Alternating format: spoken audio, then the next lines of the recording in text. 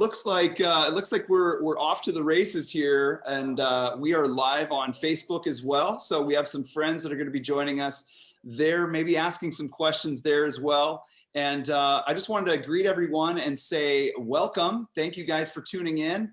For those that have registered for the Zoom here for our bright white wines with the Rhone Rangers. This is our Santa Barbara chapter. We're excited that you've joined us. And if you're new to some of these sessions here with the Rhone Rangers, just to give you a little bit of background, the Rhone Rangers is a nonprofit organization, and they're definitely dedicated to promoting American Rhone varietals. So if you're not sure what those are, we're going to talk about a couple of them today. We're actually going to be using the chat a lot for questions. So if you do have any questions, please feel free to jump on the chat.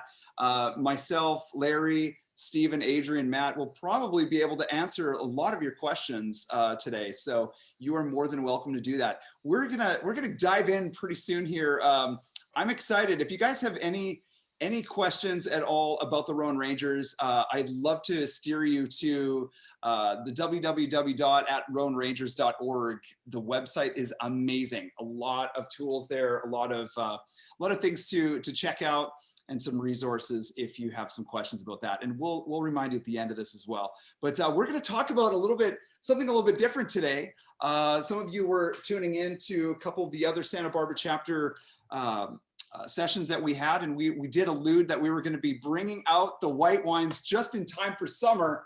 And oh my gosh, it couldn't have come at a better time, because honestly, my mouth is watering. I feel a little sweatier than I should be, and I know that some of these white wines really do check the boxes for this time of year. So I want to introduce you guys to our panelists today. We have Adrienne from Rideau Vineyards. Thank you for joining us, Adrienne. I'm excited to chat with you. We have Searle from Jaffurs Wine Cellars, if you guys are familiar with Jaffurs. And then we have Matt Brady from SAMsARA Wine Company. Matt Brady in the house. Always a pleasure. And then Larry Schaffer of Tercero Wines. And thanks a lot, Larry, for joining us today. And we're going to dive in. I think we're going to start chatting about some fun white wines here. If you're wondering what white wines we're going to dive into, we are going to be talking about Viognier and Clairette Blanche. Now, some of you have heard of Viognier, some of you have not heard of Clairette Blanche, and some of you are like bulbous craniums of knowledge on both of these varieties. So we will entertain all parties today, but we're going to start with something you've heard of. We're going to start with Viognier today, and I thought it would be fitting to start with Adrienne and and chat a little bit about Viognier today, Adrienne. And I can't wait to taste your Viognier, but talk to us a little bit about Rideau Vineyards, and then let's talk about Viognier. So Rideau Vineyard is over 20 years ago, we planted the estate, and the estate is about 14 planted acres now. We planted another small amount, and 5 of those are planted to Viognier. So 5 varieties planted, and we planted almost half of it to Viognier. And a white wine, that percentage is pretty high, as I'm sure most people would agree. And so Viognier ends up being, of our roughly 6,000 to 7,000 cases, it's 20% of our production. Whoa. So we make a lot of Viognier. Oh my gosh. And I make it in several styles. The more traditional style is I do a large portion of it in neutral barrel. Okay. And it's barrel fermented. It stays in barrel for about 10 months, and then it's bottled. And then one of our longstanding ways of making Viognier, and the most well-known probably at Rideau, is actually our stainless steel Viognier. It's not the largest production, but it is one of the things that people most recognize from Rideau Vineyard. So this is actually only about 6 months from pick to bottle, and it's entirely fermented in stainless steel. It never sees a day in oak. It never sees any kind of other vessel other than stainless steel. And it is also native fermentation for both primary and secondary. Okay. So in stainless steel especially, that's not a common thing to do, because there's not yeast and bacteria in the barrels to do your primary and secondary fermentations for you when you're in stainless steel, if you're cleaning your winery properly. there's nothing left in that tank. So it does finish primary completely. And then when the question comes up with secondary fermentation or malolactic fermentation, well, do you allow it to go through? I let it do what it wants. Some years it goes through much farther, and other years it doesn't want to. And if it was not headed in a direction I wanted, I would take control of it. But what I really like about the stainless steel expression is it is great for summer when it's hot outside.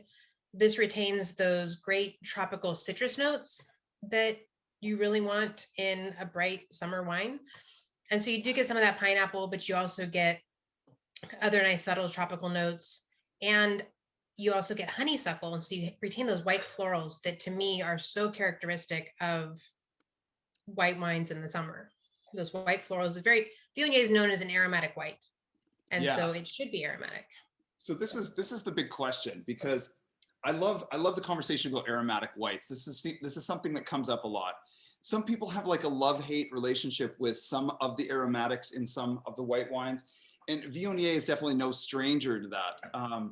So looking at your site and looking at Rideau Vineyard and the site there in Los Olivos district, is the aromatics a part of the equation in the earlier stages of picking even, or is it all taste still? So one of the things I love about participating in panels where I'm presenting the Viognier is prior to 2008, when I was exposed to Viogniers, I hated Viognier. I thought it was disgusting. It's cloyingly sweet, it's perfumey. I equated it to pouring honey on your tongue while walking through the perfume aisles of Macy's. Which isn't a good thing, is what you're saying. Which is not a good thing to me. So that's what I said. And then in around 2008, I was working at a winery and we made Viognier, and my mind was blown. It didn't have to be like that. And it is aromatic as a juice. It's aromatic, crushing up grapes. Every stage of it is aromatic, and the aromas aren't the same throughout. You can pick them up if you've watched it from grape to glass. You can still pick out those aromatics, but they're not necessarily the same that you get throughout the entire stages, and not in the same intensities. Yeah. And so watching it go through that process and realizing that it didn't have to be cloyingly sweet and it could be balanced aromatics was probably what drew me to Rhones as a whole. I liked Syrah, I liked Grenache, but I didn't like Viognier. And so when I realized that Viognier didn't have to be what I had first been exposed to, right, I fell in love with Rhones across the board. And now I'm like, I want all of the lesser known varieties. I want to make all of them. I want to make Picpoul Blanc and Clairette Blanche. I mean, I love Rhones, and I especially love Rhone whites because of Viognier. So that's my husband and our tasting room staff would probably tell you that my favorite Rhone white is Roussanne because it's what I'll drink, but I love to talk about, and I do love to drink Viognier as well. Well, I love that you decided to showcase this wine, because this is definitely not, in my experience, a very typical Viognier. And by that I mean it doesn't have what you're talking about in a lot of Viogniers, that overly oppressive floral aromatic that isn't a bad thing, but too much of it can set off the wrong person, right? So I love that. I love that. Yeah. So to me, it still has that honeysuckle note, which I love, and I grew up in Sonoma County. The smell of honeysuckle is summer. Yeah. That's what summer is to me. So I love that it's still there, but who doesn't love Hawaii? I also love the tropical fruits and the pineapple. And during fermentation, this goes through phases of canned peaches and canned pears and these really rich stone fruit aromas. Oh, nice. The cooked kind of aromas, but they're very toned down by the time it's finished and into bottle. And that part of it is the stainless steel, and so you're retaining those very pure aromatics. You're not getting the same microoxidation that you do through barrels. But I love this expression. Yeah. And I do love Viognier in all forms. But this one, my other favorite thing to tell about this wine is when my husband and I met, before anybody at the winery had met him, I had him kind of do a secret shopper trip, because we had a couple of things that were like, okay, we need somebody to come learn about. And he apparently is driving down. We had just met. He's driving down and he has this sudden realization of, what if I don't like her wines? I can't date someone that I don't like their wines. And so he's all worried. And then he gets there, and the first wine on the flight is stainless steel Viognier. And he hates Viognier. Oh, here we go. And he's just like, oh, what am I going to do? He's coming up with ways to kind of ways to get out of our date that we had later that night. And instead he tasted it, and he had this sigh of relief, because he was like, oh, I like it. Okay. And now he'll go out and he'll choose a white wine or a Viognier to taste as well, because he's also had that same epiphany over the same wine. So wow. So kind of like the gates have opened up for you guys both to really enjoy some other whites from the Rhone style category. Yeah. I love this. A decade apart, but yeah, right. That's okay. So I love that you talked about the anaerobic environment of like stainless steel, how you can control it. But this definitely showcases a maturity in the winemaking style for sure. There's like restraint. However, what I find is interesting, and we just keep talking about this because it's something that Viognier is known for, is just to have those really super rounded kind of, I hate the word, I hate it. I hate the F word, the flabby word, I hate it. But this does not really showcase any of those round, like it does have some roundness, but there's some peaks here. There's some like really cool like highs that I'm did not expect. so that's again the stainless steel, and we talked about if you're cleaning your winery, then there shouldn't be any bacteria in a stainless steel environment, and so it goes through a little bit of malolactic fermentation. By the time I bottle, the malic acid is lower than when I picked it, and that's just there's some bacteria in there. And so it goes through, but it does retain some of that malic. And so you still get, the effects of the malic acid, which are a little bit more, I never have a good word for the description of the acid that doesn't sound bad. Maybe Larry or Stephen or Matt, one of you has a better word than I do, but a little bit more angular. And so they have that lift, instead of being a creamy acid like lactic, it has a little bit more angular acid and a little bit edge, which, Viognier, it does have very round flavors, very round tannins or mouthfeel. And so when you have that little bit of malic left in it, I think it helps lighten it with those angular acids. Oh, I love it. This is getting into so many questions that I want to come back and ask you about, because food is going to be playing a big role as we keep talking about this and all these white wines. So just hang tight, because I want to ask you something about that, because I have a feeling that you are in the know and you have some insider trading info on maybe some good food that might go with this. By the way, standalone, this is rock star material in my opinion. I love this, and no pressure, Stephen, but we're coming to you next. This beast is incredible. Again, I hate to use those cliche words of like balance, and there's some fortitude though here. It's good bones that allow this wine to really sit upright, and it commands like some really strong performance for Viognier. I honestly, whoever has to follow Adrienne is in trouble. Stephen, it's not like it's a competition. I feel like I should run away. I'm only kidding, but you know what? You have a secret weapon, Stephen. I want to talk about this. Mm-hmm. Let's talk about your Viognier. Let's talk a little bit about the site, and give us a little bit about. Talk to us a little bit about this location, the sense of place. Yeah, I mean, so it comes from Nacido. We've been making Viognier from Nacido for a long time. I think 2012 was the first year we did 100% Nacido Viognier. And historically, Craig and Matt, who's here with us, who was with us at Jaffurs for a long time, worked with a couple different sites, choosing a cooler site, which was Nacido, and then a warmer site, which changed from year to year, and then would blend the two together. And so with this being 100% from Nacido, we're kind of mimicking that style, but with two different picks. And Nacido, I mean, it is a cool site for Viognier, but like everyone knows, there's tons of sunshine out there, and we get ripe fruit, but it retains a lot of bright acidity. So I'll pick half of it. Well, actually, with this vintage, it was about 60% of it on the earlier side, to maintain a lot of that bright freshness and that nice acidity. And then I'll let another, 40% in this case, hang for about an extra week or so.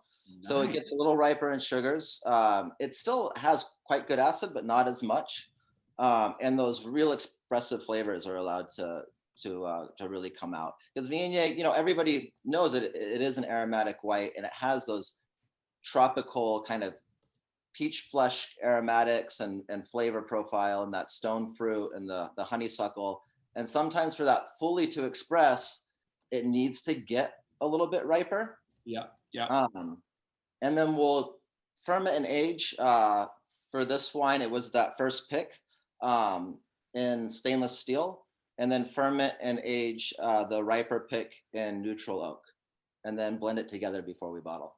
Okay, I love the story change here from like stainless steel to we're using a little bit of stainless steel, neutral oak. Did you say, you said the percentage of neutral oak was up in the 50s, 60s, 60%? It's 60% neutral oak, 40% stainless. Okay, wow. Oh my gosh. So there, where Rideau's has a little bit of a completely different flavor profile, this is definitely playing on the other side of Viognier, which I love, which a little bit of graham cracker thing going on, which is kind of like that nod that I love with that oak impression there. This is actually quite fascinating. 2019 is the vintage, correct? 2019? Yeah. Take us back to 2019 at Bien Nacido. If you can give us just a couple of notes on the sense of place from that vintage too. Yeah, I mean, it was a really classic year.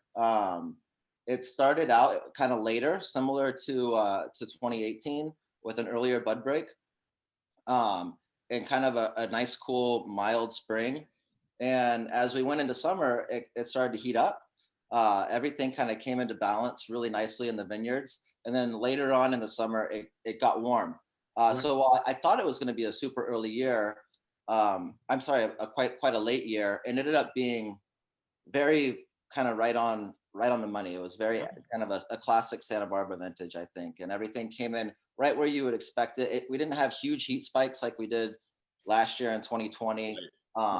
It wasn't super cool and long like it was in 18. It was a really nice balanced vintage, and I was really happy with it. So we got to, you know, pick the fruit right where we wanted it, and yeah, it was a great year out there.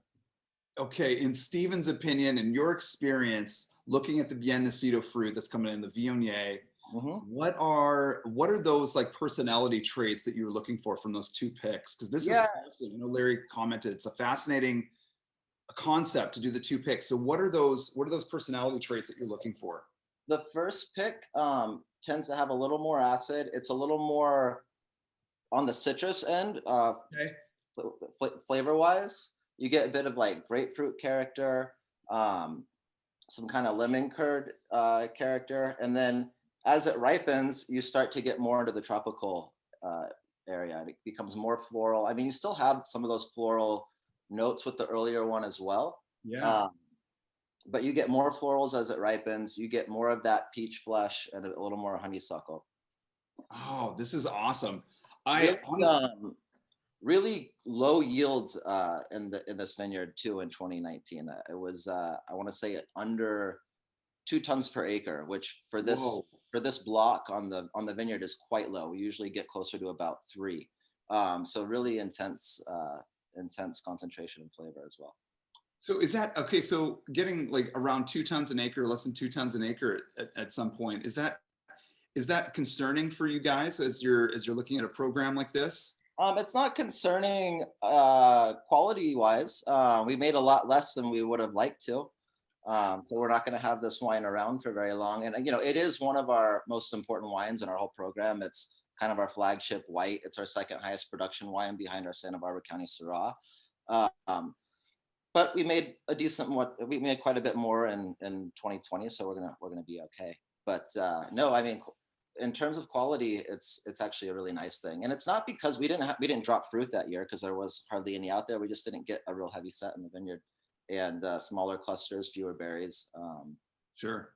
But yeah, we're really happy with the wine.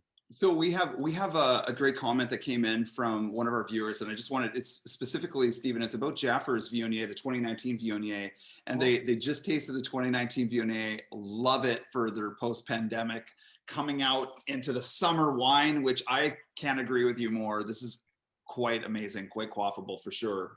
But the question is how long have you aged your Viogniers, Jaffurs specifically? Is it something that you look at as a possibility or encourage people to do it and try it out for different flavors to pop? Aging Viognier? Yeah. You know, we make the Viognier to be drunk young. It's super expressive. I love the aromatics. It has the acid to age, so it can age. I don't know that you gain anything for, you know, I like to drink it within a couple of years after it's bottled. And after that, it'll hold up sometimes not. But after a few years, even if it's still a nice wine, I don't know that you're getting anything extra, and you're maybe losing some of that real expression that we love Viognier for. So I'm not sure that it's necessary to do that. Yeah. I know that we chat about kind of those tropical fruits, some of those stone fruits, and you know, if we could just paint what this tastes like with words. I mean, there's a lot of this like dried apricot, a little bit of nectarine, but there is a little bit of this kind of like, I don't know, it's something nostalgic and I can't put my finger on. And that's what haunts me, Stephen. That's what haunts me. I'm gonna have to come back to this. I get a little bit of like an Ynez character in this wine too. It's quite a complex wine, and really aromatic and expressive. I love Viognier for that reason. This is good, and we definitely want to just mention that not just ourselves love it. We have a lot of folks that have enjoyed this, and this is something that I would recommend trying some of these Viogniers, specifically in Santa Barbara, trying them like side by side like this. It is like Adrienne was saying too. It's like a whole gate or a whole door is opening up to other profiles and personalities of these wines, and having Jaffurs and Rideau next to each other, tasting these Viogniers next to each other. One, they're two totally different animals, but they are just super expressive in their own category of Viognier, which I just want people to understand like how exciting that is, bringing new life to a variety that sometimes gets dumped on, and I hate that. I want people to really try wine side by side more, and if they can do that, that'd be great. Stephen, a quick question about this came up about the 2019 vintage lowering levels. Did you see that in 2020 past vintages 2018? Did it get lower? Did it raise in terms of tonnage? For this year, it's probably the lowest that I've seen it in this block. Sure. So like I said, we're usually cropping it closer to about 3 tons. 2020 was kind of right on in there. And I can't recall exactly what 2018 was. I mean, there are some years where we get even more than that and more than we expected. But anything around 2 tons for this block is quite low. Okay. And the age on these vines, one last question for you. I know we're hammering the Nacido questions, but it's a fairly new block. I don't know exactly when it was planted. I know that Craig was sourcing it from a different part of the vineyard when he started the Viognier program in the kind of later 90s. Yeah. So I actually can't say exactly when this block was planted. Matt might know. But I think I'm gonna say like probably early 2000s. Okay. Yeah, this is a great expression of Nacido as well. I had an opportunity to go and taste with Wes Hagen a month ago now up there, and tasting all sorts of Viognier and Chardonnay and what have you. And it is something to be said about the typicity and the thumbprint of that vineyard showcases. And you guys have done a great job at really spotlighting sense of place here. And I love that. So thank you for doing that. Thank you. I think it's time that we need to switch gears a little bit, because Matt Brady, I need more Matt in my life. I need more Matt Brady in my life. And here's the deal. We're going to talk about something that's a little bit different. We're going to talk about Clairette Blanche, Clairette Blanche, however you want to describe it. It is known by many names. It has been seen making its way in the Languedoc, Provence region, mostly Southern Rhone for the most part. And I think it's neck and neck with Grenache Blanc in the Rhone Valley. But here in Santa Barbara, I mean, it's making a huge play, Matt. What do you think? Clairette, let's talk. I'm pretty excited about it. It's not something that I've made before. 2020 was the first vintage for SAMsARA. I think I've joked previously with people. We went out and bought all the Clairette we could, which was like 2 of them. And so it was kind of cool not having really a blueprint for this wine, because I don't know that there is I don't know what a typical Clairette is. It's often blended in France, but in California, there are a small group of producers making, 100% varietal wines. But, at SAMsARA, we kind of have this dueling, Burgundian Rhone program where we make Chardonnay and Pinot, but we also do Syrah and Grenache, and we really wanted to have a Rhone white, mostly for our tasting room. I think we only did like 90 cases of this, so it was a 4-barrel. Oh. So really small production, and it's fun for us to kind of do those sort of, we call them the experimental wines, but it's fun for our wine club and our customers, and fun for me and our production team to get to mess around with some different varietals. But like all the SAMsARA wines, I think for our stylistically, what was really important was focusing on texture and mouthfeel. So we pretty much made this wine like we make our Chardonnay, where we really, we picked it early for balance and natural acidity. Rhone whites don't have a ton of natural acidity, so I think we ended up picking this at like 19 bricks. So pretty early, but made it almost identical to the way we produce Chardonnay, where it was fermented, stirred during primary, 100% neutral oak, and then we bottled it pretty early. We bottled it at the end of January this year. Okay. And it's actually unfined and unfiltered. It's the first unfiltered white wine I think I've ever made. But yeah, I'm really into it. For me, it hits all the right notes. It's got a little bit of weight and texture, and great mouthfeel, but it's not, certainly a different aromatic profile than Viognier, a lot more restrained.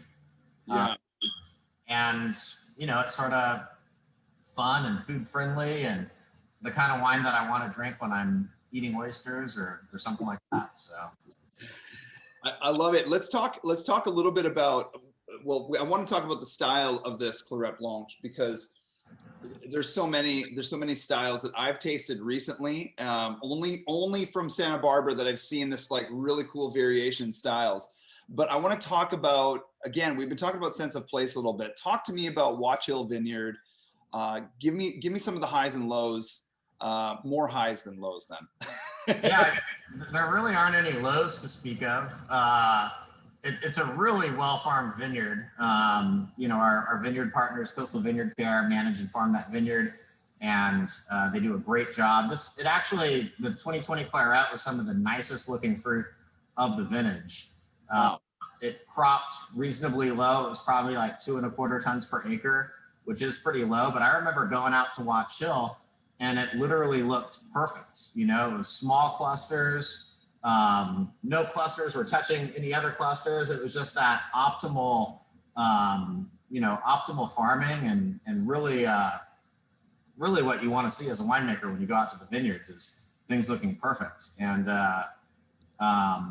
Watch Hill itself, it's on Ynez Canyon Road, so it's in Los Angeles. It's in the new Ynez Canyon AVA, which I think is our newest AVA in Santa Barbara County.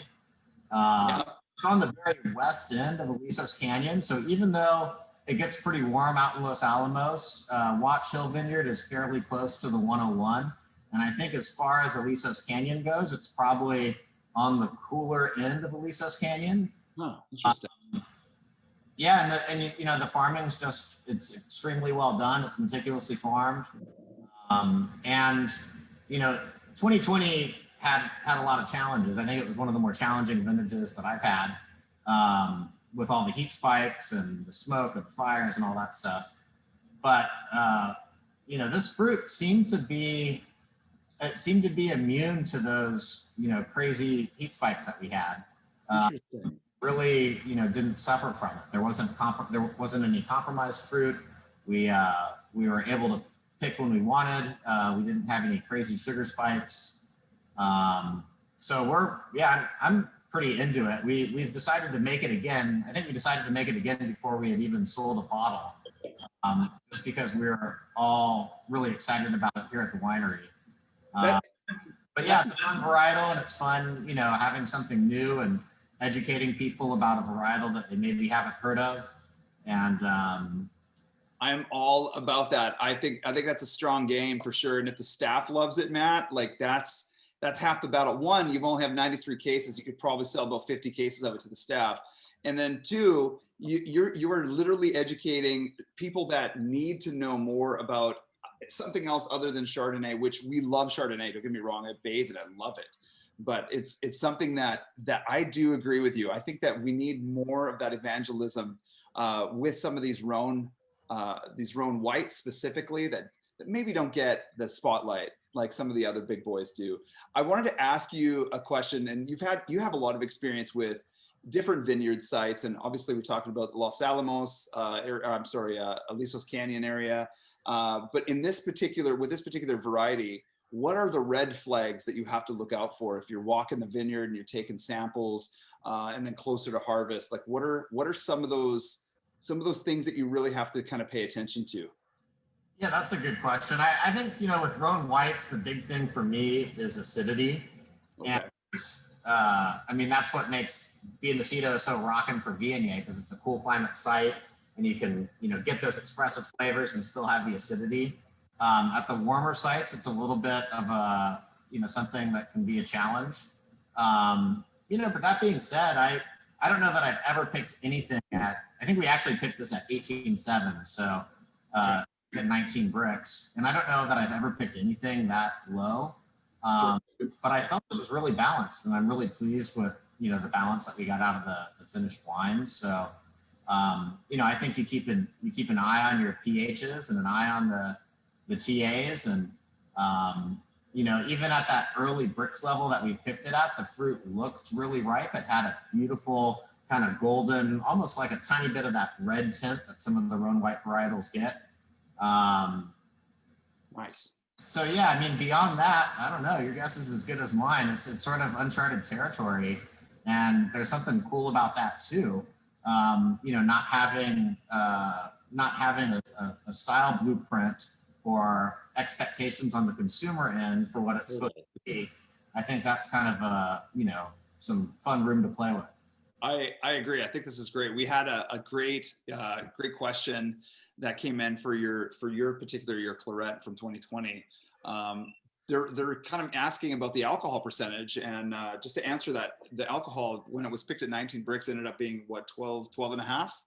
So this is a lot. I know a lot of folks kind of like, take their hand off the wheel and go into neutral a little bit, and they're like, wait a minute, 12.5%. I don't know. That's not going to get the job done.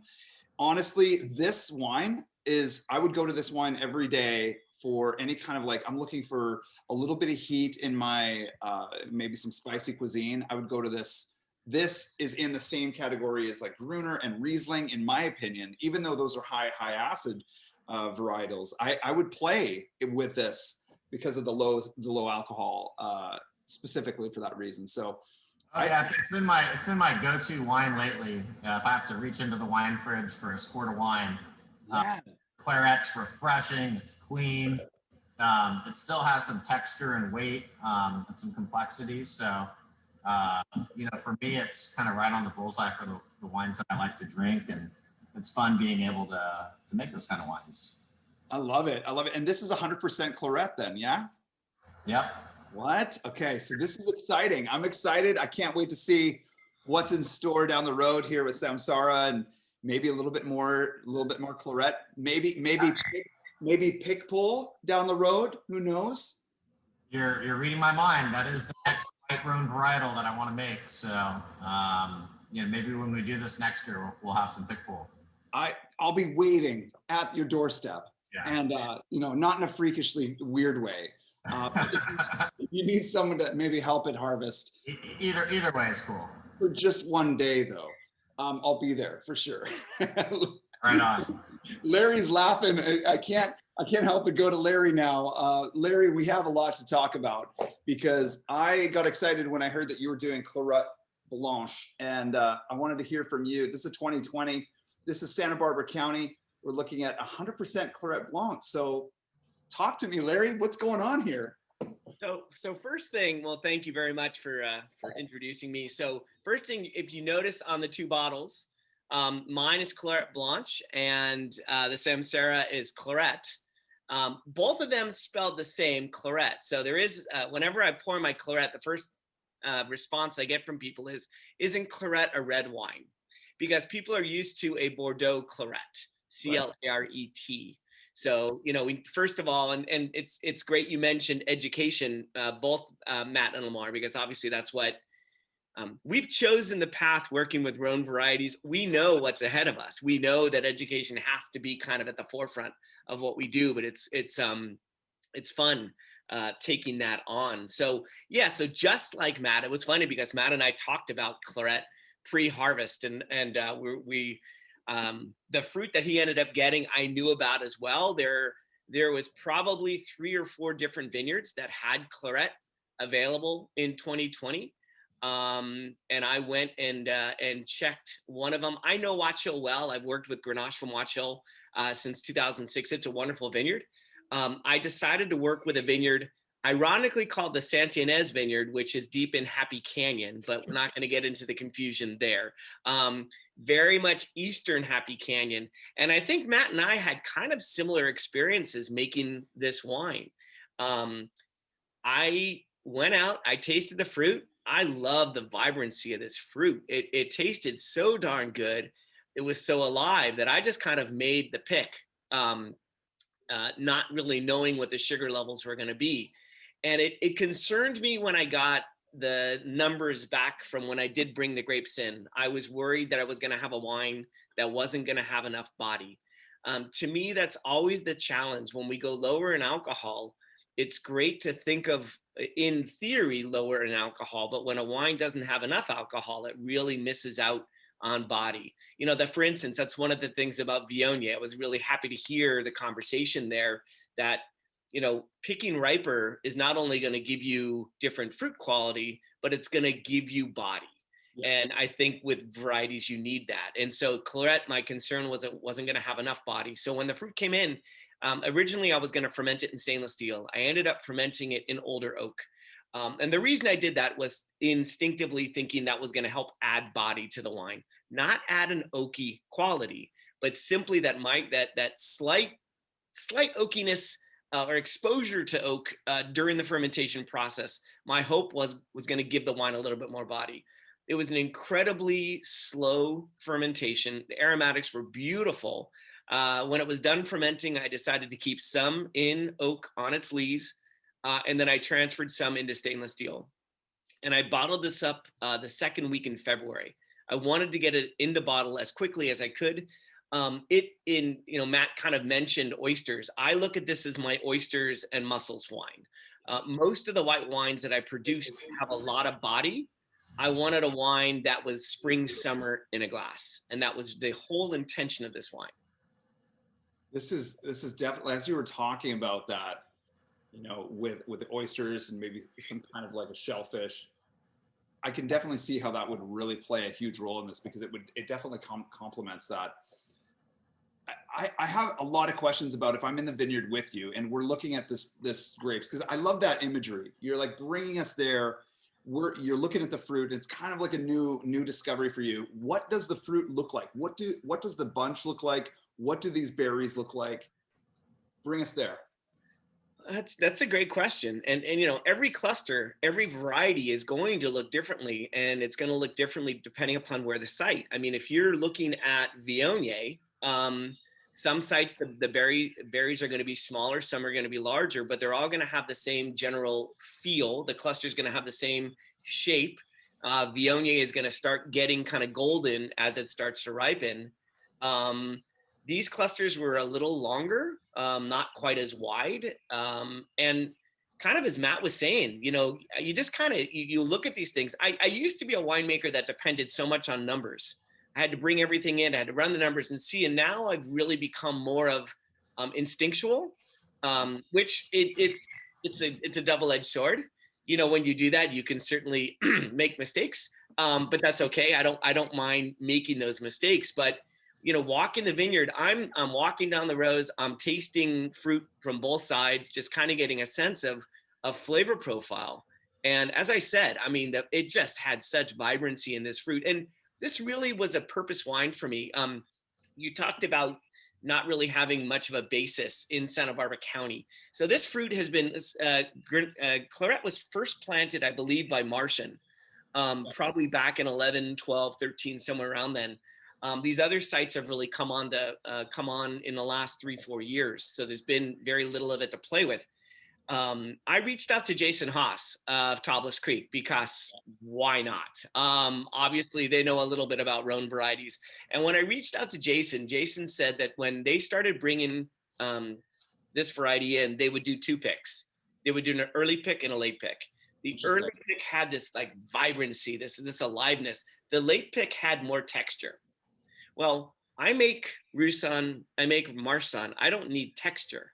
So I wanted a variety that was really going to be more, as I said, more like clean and crisp, that didn't have the same texture as my other wines, but still has nice texture.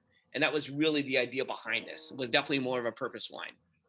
Yeah, I love that you talked about Jason Haas and just like just going to someone that might know a little bit more about the history and how it's come into California. It's interesting because Clairette Blanche has been around, you know, I think we've seen some of the first mentions of it in like the 1500s in trading receipts, you know, that go on and on with talking about the Languedoc region, bringing Clairette Blanche into the Languedoc and out of the Languedoc, being blended with Picpoul. And you hear about Clairette de Die, which is like the sparkling version with Muscat, right? And it's brought in to kind of create a sparkling product. But for some reason, we don't see like a lot of folks really understanding that this is to me what Sauvignon Blanc was to me when I first started getting into wine. I'm like, I was excited about Sauvignon Blanc. Now this is my new Sauvignon Blanc. Not that it has the high acidity that everyone thinks it has to have, but Larry, your version of this is really proven that you can really you can crank up that lever a little bit and be able to like show the expression of acidity in a grape that might not be known for high acid. So that's the beauty of this conversation. I love this kind of tasting that's going on here. So the one question I did have for you specifically about this style of Clairette Blanche is, have you had other Clairettes or Clairette Blanche that have given you some inspiration to kind of go down this road, or is this all, like you were saying, it's all intuitive? I can lie to you and say yes, but no.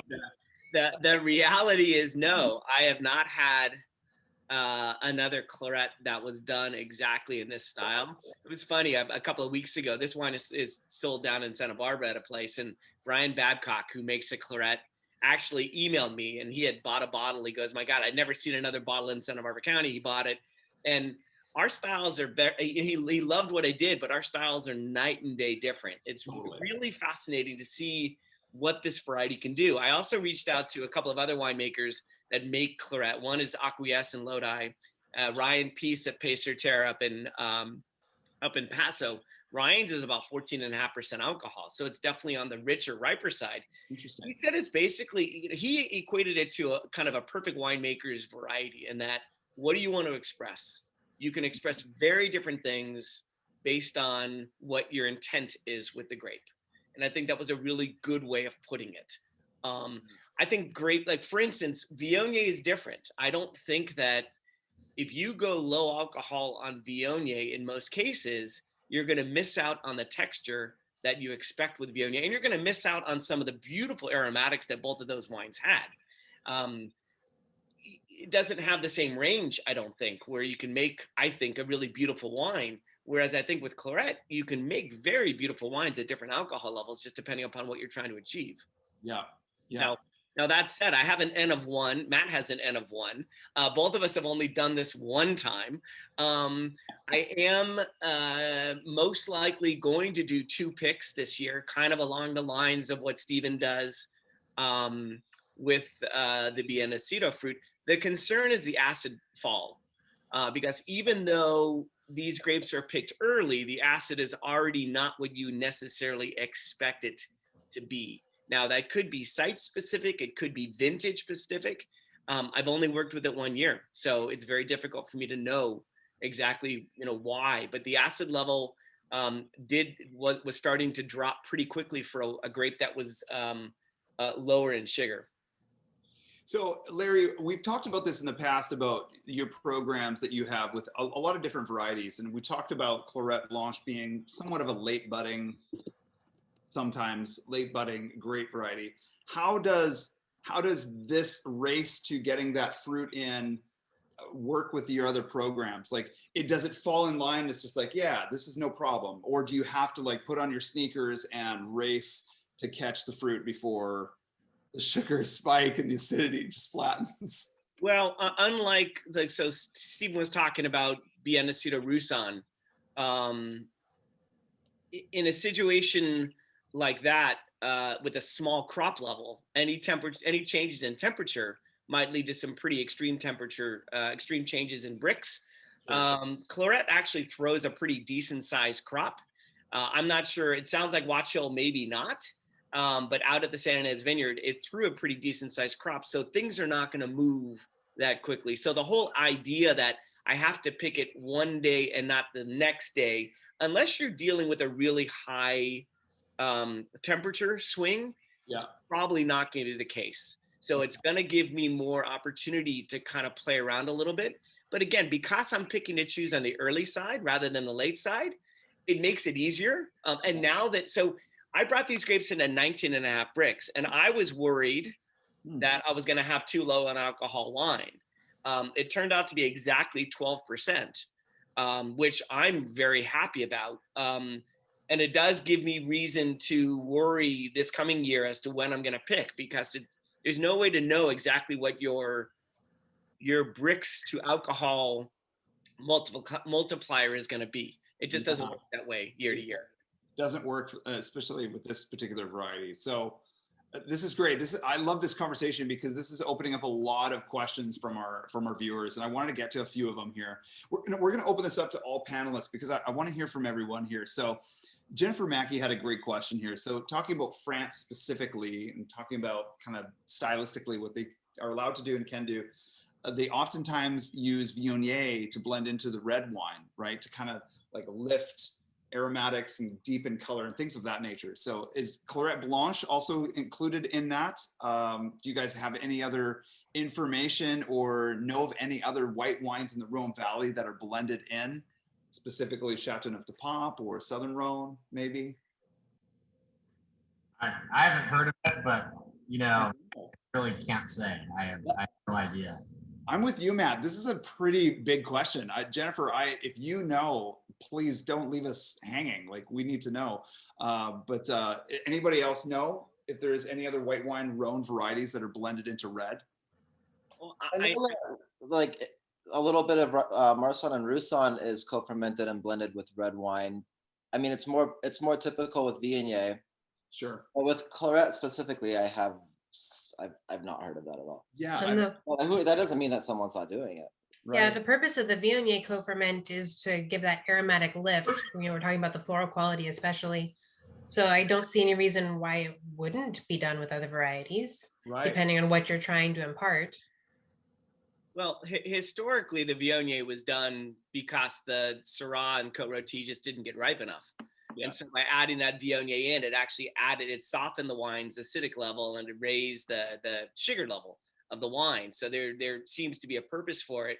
I mean, I think people experiment all the time, but the question is, what are you trying to achieve? So if the idea of putting Clairette in there is to add acid, then you can do what Stephen does and do 2 picks and do a less acidic. And so there's different ways to kind of achieve the same thing, but there's also a lot of unknowns when it comes to why, I know a winemaker that blended, that co-fermented Malvasia Bianca and Syrah here. There's no rules as to what you can and can't do, but over there, I'm not familiar with that actually happening. The Rousson one's interesting too, because oftentimes like some of the Rousson that's added into some of the, like the Syrahs and things like that, I tend to like pick up some nuttiness sometimes that happens like naturally with the Rousson, but you have to be super mature in your winemaking to understand kind of how that relationship plays a role and pulls and pushes Syrah. So that's fascinating. This is good. We are having these great clarification questions because I think this is part of the story of Clairette Blanche. Clairette. I think of Shakespeare's Rose by Any Other Name. There's so many names for Clairette. I mean, we have Blanquette du Midi, we have Clairette Vert, we have, I think Petit Clairette is even something you'll see on a label, but they're trying to bring out my Canadian French to make it sound more official. So, but Larry, it's not doing well. But here's the thing. These are all incredibly crafted wines. These are wines that are made with like specific intent and honestly, with a lot of attention to detail. It has to have a dancing partner in the food category. And I have to know, Adrienne, we're coming back to you. We are going to make our full round robin about food with everyone. I want to hear from Matt. I want to hear from Stephen, Larry. With your wine specifically, what would you have with this and where would you be to have it? Like, give me the whole ambiance. Spicy foods. Spicy foods. I really love Viognier with Indian food, but the stainless steel Viognier especially with spicy foods, and spicy foods in the summer. You know, you're already a little warm, you're sweating. This is great.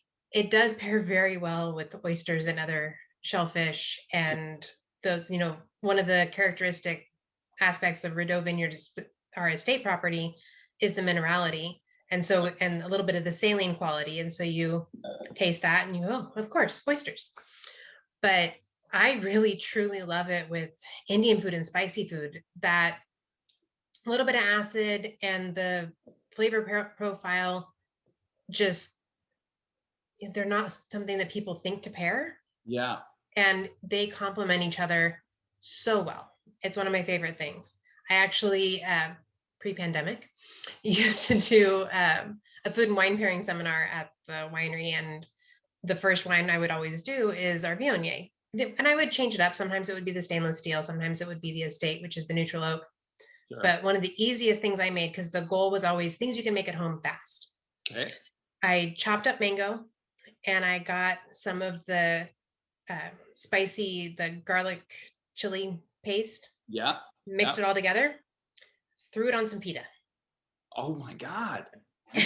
And it's just like a little appetizer, something, but that spicy and the fruit and the sweet with the Viognier is just absolutely my favorite way to pair it. 100%. We have a Viognier festival every year, again, non-pandemic years. Hold on, just time out for a sec. Yes. Did you say you guys have a Viognier festival? Yep. I told you, it's 20% of our production. We have a lot of Viognier. I asked how many and so we of Viognier do you I'm sorry? How many different bottlings do you do? So in a typical year, we'll do 2 to 3, but I have done 4. And so we'll do the stainless steel, a barrel fermented, a reserve, which is actually 48 hours of skin contact, which is fun because it's actually stomped by typically myself, my intern or assistant winemaker, and then it was always our owner and his kids. And so it's a very family, we get in there and we stomp the heck out of it. Everybody's sanitized very well. And the kids, actually, they're really little, but they know if they get out of the bins, they have to walk back through the buckets before they can get back in. Yeah. And so we stomp, let it sit for 48 hours, press it off. And it's also barrel fermented. We've started trialing a single, because it's still something I can blend away if it goes bad, acacia barrel. And it's the only new wood used on the Viognier. Cool. And then we also did a late harvest one year.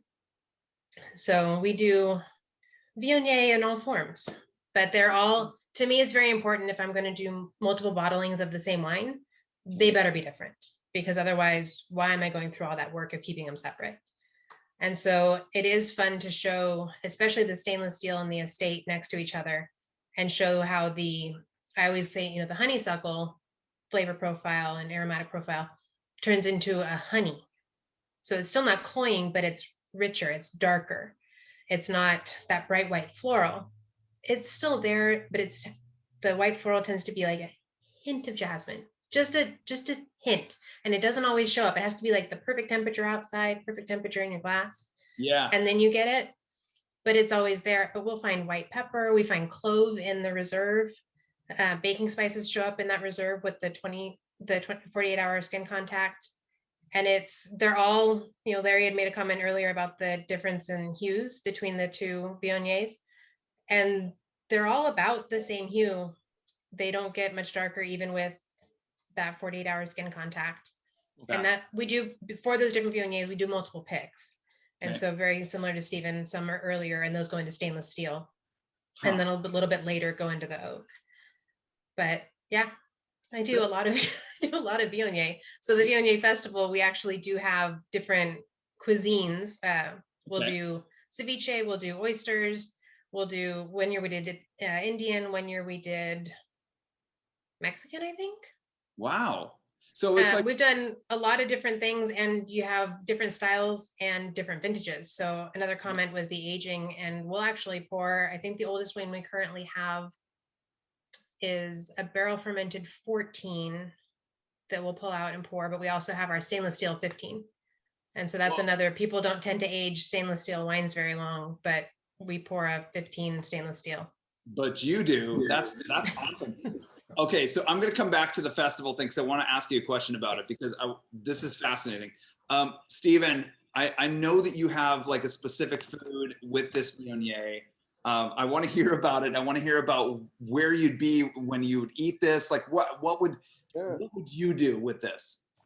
Well, like Adrienne, I like a little bit of spice with Viognier. I think it works really well. Nothing too overpowering, but just a hint is great. We happen to make our wines here in Santa Barbara just off of Milpa Street, which is famous for its Mexican restaurants. So I drink this with Mexican food all the time. So I would say a hot day during harvest, some Mexican food for lunch and some Viognier is perfect. That sounds down my alley. Like honestly, let's do this. I'm coming over. Let's get it done. Sounds good. I love it. That sounds like something I would definitely do. And this leads me to ask Matt Brady. Matt, did you do the Mexican food with Jaffurs when you were at Jaffurs back in the day? Did you do a little bit of dabbling, or is this all Stephen's new gig? Oh no, the Mexican food was a critical part of the winemaking operation at Jaffurs. So. Well, happy to hear that it's still going strong. Yeah, Stephen, I thought you were going to say a nice Asian pear salad. Yeah, but the Mexican food works too. For sure. And since we're talking about food with you, Matt, like let's talk a little bit about what you would pair with this Clairette, because I want people to understand how this would fit in their everyday life and you know what kind of food they would enjoy with it. Well, I already threw out oysters, and I think that's a slam dunk. But you know, I went to the fish market in the harbor on Saturday and got some really nice crab claws. Ooh. I'm gonna go with since I'm originally from Florida, I'm gonna go with stone crab. Okay. Pairing option. I would go for some of that right now if I had manifestation powers. I feel like you might after tasting that. That sounds amazing. Larry, talk to us. Well, I mean, Matt already stole it, but you know, in all honesty, there's nothing that I wouldn't pair with this wine. I'm going to rephrase. I was once asked what I'd pair one of my wines with, and the guy next to me, there were 5 winemakers. The guy next to me had a Pinot Noir from the Santa Rita Hills. He goes, well, I'd pair this with salmon, but it's got to be line-caught salmon from this particular river.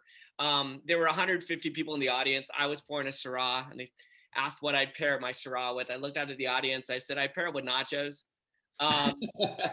Because at the end of the day, I'm going to eat food. As long as the wine's not destroying the food, I'm fine. If the food destroys the wine, I don't mind.